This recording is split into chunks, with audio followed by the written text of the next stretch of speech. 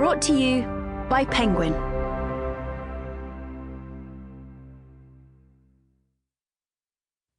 The Playbook: How to Deny Science, Sell Lies, and Make a Killing in the Corporate World. Case studies read by Mirron Willis. This is the author, Jennifer Jacquet. Confidential. This document contains sensitive information and is not meant for distribution.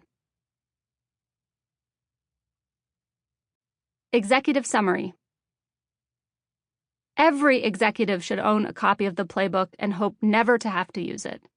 But if there comes a time that scientific knowledge poses a risk to business operations, the Playbook is a guide on whom to hire, how to recruit experts, tips for effective communication, and ways to successfully challenge the science, the policy, and the scientists, reporters, and activists using science to further their policy agendas. The Playbook is for every company. It outlines a universal strategy that is both offensive and defensive and is the predictable result of the central aim of the corporate structure, the pursuit of profit. The Playbook highlights achievements from a century of delivering strong financial performance in the face of challenging scientific evidence, and how to modify scientific standards of evidence to outmaneuver attacks. It identifies useful arguments made by outsiders that companies can amplify. It also lays out near-term threats. Case studies related to upcoming material are provided before each section to help refine practical skills. The business case for challenging scientific evidence that implicates a product in a social problem is straightforward. By delaying costly and intrusive science-based regulations, the creation of scientific disagreement buys time and saves money.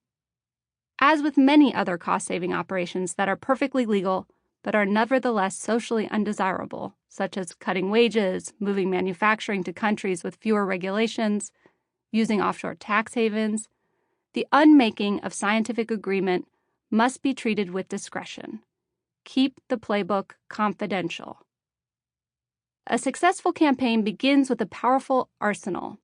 For tasks beyond the expertise or moral inclination of the internal workforce, there is outsourcing. A network of third parties, lawyers, reporters, experts, public relations firms, think tanks, nonprofits, and trade associations is necessary to mount a solid defense. The Playbook also includes a recruiting tool for attracting and cultivating university researchers who can challenge scientific research with a patina of independence. The assembled network will be equipped with a variety of tools, such as press releases and advertorials, and various arguments and rhetorical devices. This arsenal provides a defense against any aspect of the scientific process that implicates a product in a problem. The arsenal is deployed to carry out the four-pronged strategy. 1. Challenge the problem. 2. Challenge causation. 3. Challenge the messenger. And 4. Challenge the policy. Disputing a problem identified using the scientific method can be done with varying levels of intensity. In some cases, the problem may be denied outright. In others, the problem may disappear under scientific reanalysis. It may be shown to affect only a small area or number of individuals, or the problem may arguably be so complicated that it is obvious that more research and time is needed. If forced to accept the problem, the option remains to challenge the science of causation. Call into question the experimental design, the data, the methods, or the statistics. Emphasize alternative causes and fund studies that provide counter-evidence. Focus on scientific uncertainty, the lack of scientific consensus, and the scientific dissent. If there is no genuine disagreement, create it. Know that any standard of scientific evidence can be disputed.